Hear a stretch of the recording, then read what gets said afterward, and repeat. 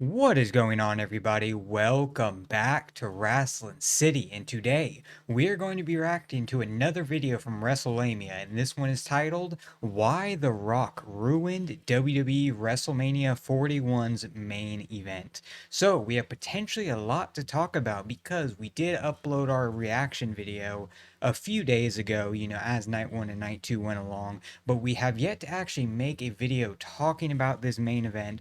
Obviously, me and Taylor were both pretty disappointed with how this ended. I don't think any of us were fully satisfied with it because The Rock didn't show up. I mean, that's the obvious one, He's been the catalyst behind Cena's heel turn, and he just didn't show up for the build or at WrestleMania 41 itself and said we just got Travis Scott.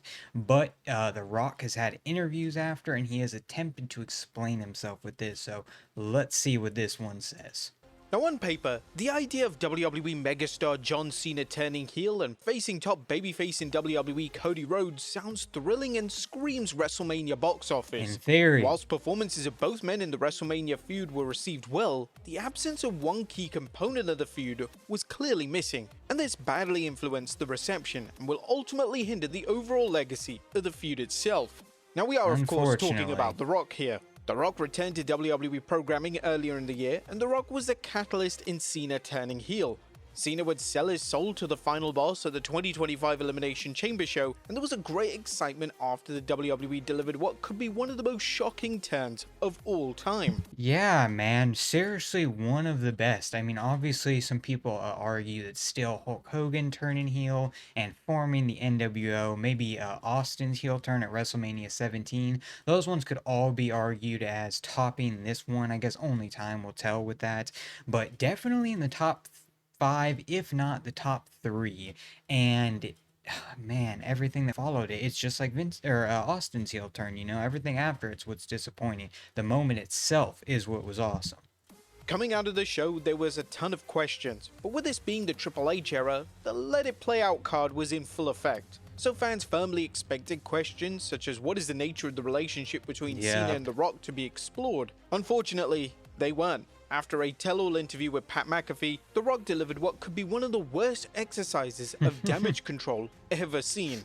So where was he? During the build to Rhodes vs Cena, all fans could focus on was The Rock, and rightly so. The Rock didn't just make 0 appearances on the road to WrestleMania 41, it was almost as if he didn't exist, as he was only referenced one single time in a promo, and both Rhodes and Cena quickly moved on. In essence, WWE and the names involved retconned The Rock's involvement, and it was almost as if WWE were trying to pivot the story away from The Rock in any way they could.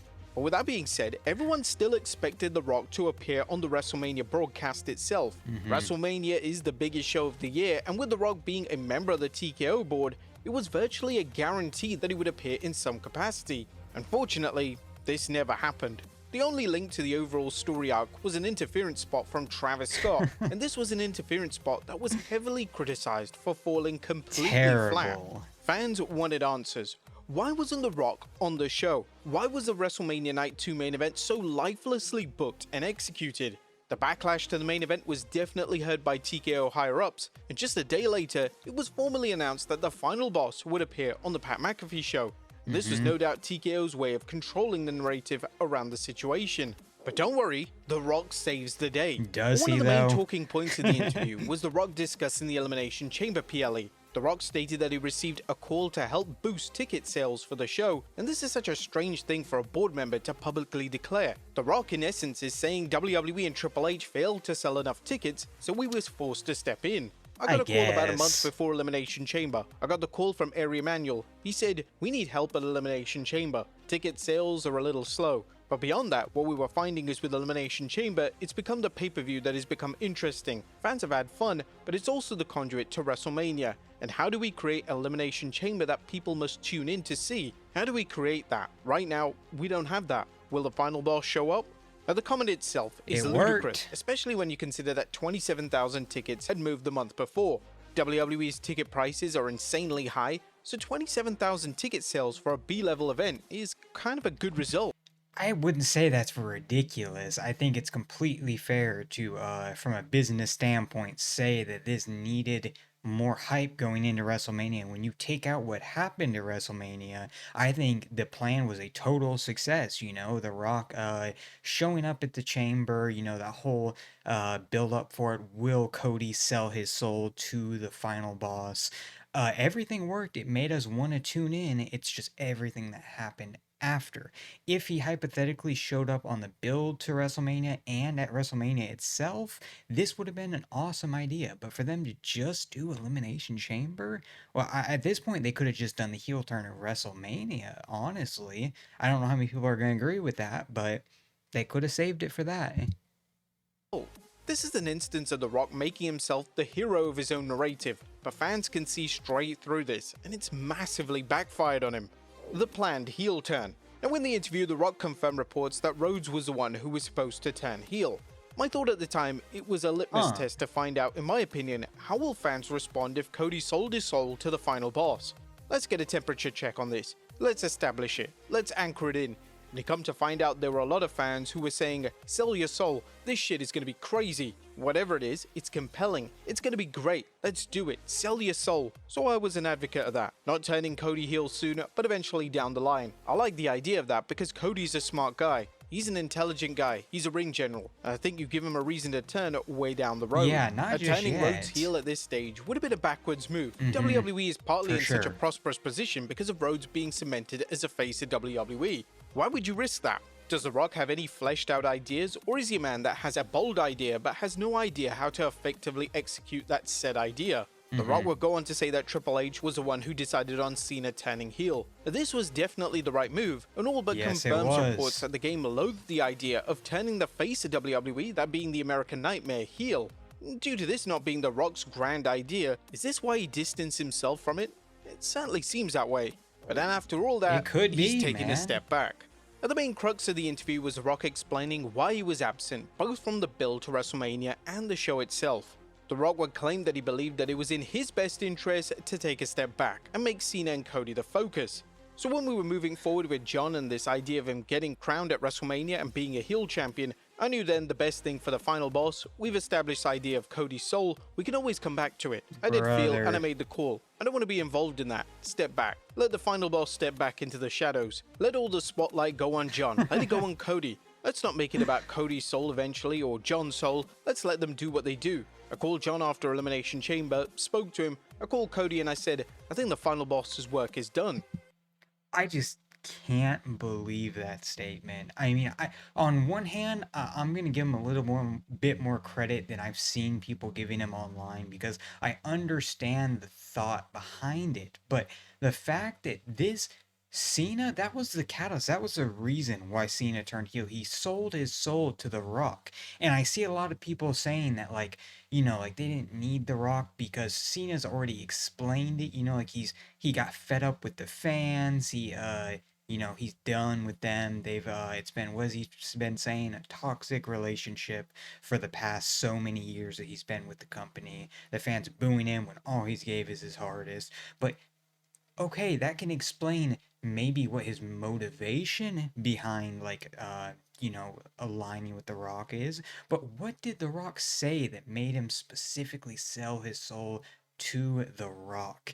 And also, why was Travis Scott there? There were so many things in this storyline that we needed to answer, and the only way it could have been answered is if The Rock was there. Another analogy that I gave people, I at least was thinking of when I was replying to people on Twitter about this same topic, was like, imagine if Austin turned heel at WrestleMania 17. He aligned himself with Vince McMahon, and then Vince McMahon just completely disappeared off TV after. Like, don't you think it would have felt even more flat? I mean, I know the Austin stuff didn't work long term, but it would have flopped a lot quicker if they just didn't mention him at all. So I don't know why they did that. Now, these comments make zero sense. If that was the case, then The Rock didn't need to be involved in the initial turn at all. This is the equivalent of Stone Cold Steve Austin selling his soul to Vince McMahon at WrestleMania 17, then McMahon never appearing on TV again. I promise you on my life, I have not watched this video. I literally just thought about this when I thought of heel turns a few days ago. That is crazy. People aren't going to believe me. He just said it right after. Facts. Again in any capacity. In relation to WrestleMania 41, The Rock believed that it was best that he wasn't involved in the match finish. I'm always here if you need me, but I think it's best for the final boss not to be involved in that match. In one of his most backwards comments, Wild. The Rock would even claim that he would have done the elements of the Rhodes vs. Cena match finish differently. I love the finish the match. I would have finessed things a little differently on how they got there, but that's just me creatively. There's a lot of minds in the room, that's my thought. But still, ultimately, the bottom line, I love John getting 17. I never had a concern about John pulling this off. My thoughts were always to Cody because of what we established with him and his story and the kind of babyface he is. So if done right and finessed right, and if nuanced right, down the road that guy not only has an incredible babyface run again as champion, but also an unheard run as a heel down the road. Down the road, Now, the main yep. criticism towards the match finish was the lack of The Rock. The Rock not showing the match was the biggest killer in terms of the legacy and reaction to the match, and The Rock having the nerve to claim that he would do the match finish differently is a total spit in the face, not just to fans, but also the WWE creative Then team. do it differently, The Rock bro. would then state he had other commitments at WrestleMania, despite previously saying that he was watching the show at home. No, they don't have to say anything like that to me. We can insert Final Boss in the end of the finish, but where do we go? There's other commitments that I have, and I want to also be careful we're not overstepping and leading over our skis too much here. I can get involved in the finish, and I said, but why get involved in that finish when the spotlight should be on John, 17, heel champion? And The Rock fails to realize that the spotlight wasn't on Cena. It was The Rock himself, Yep. just in a way he could have never anticipated. The Rock versus Triple H. Now, fans are already speculating that there is genuine heat between The Rock and Triple H. The Rock shows up, does whatever he likes, then just dips. This was seen with the appearances of Bad Blood, the Raw on the Netflix launch, and of course, Elimination Chamber. Basically. All of these appearances looked to be building towards something substantial, but ultimately, they were pointless, and the appearances had no long-term plan or vision attached to them. This must be insanely frustrating for Triple H and the rest of the WWE creative team. WWE must bow before The Rock whenever he appears, and they even changed the entire format and structure of the show, not to just accommodate him, but to make him the center of attention. When it comes to WrestleMania 41 and Rhodes vs. Cena, Triple H basically had to put a program together without any one of the key players involved, and even someone as gifted as Triple H was going to struggle with that from a creative aspect. A lot of the fans are pointing towards The Rock's omission from the game's Hall of Fame speech, and this is certainly interesting, and the game not even addressing him in any capacity in any of the WrestleMania media junkets also adds fuel to the fire. Whatever the case, The Rock's interview was a terrible way to handle the negative reaction to the main event.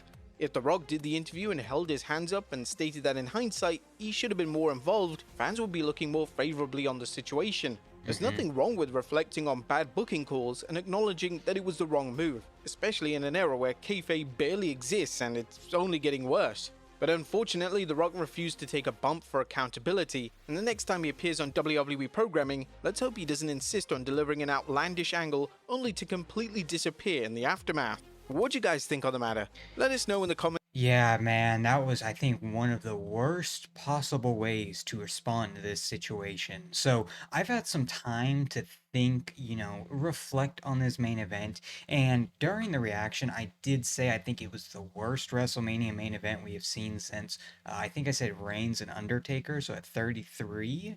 And I halfway agree and halfway disagree with it now because I see a lot of people say, I've said this before, and some people were like, oh, Reigns and Lesnar at 34, which on one hand, that is fair. I think it was overall definitely a worse match, and the fans were just, it's so deflating. But I feel like this one was also worse in the sense that this one we had expectations that were so high going into this, when it was Brock and Lesnar at WrestleMania 34, we all were just like, oh, this is a snoozer of a main event. We don't really care about this. While this Mania's main event, we went into this thinking that The Rock was going to come back.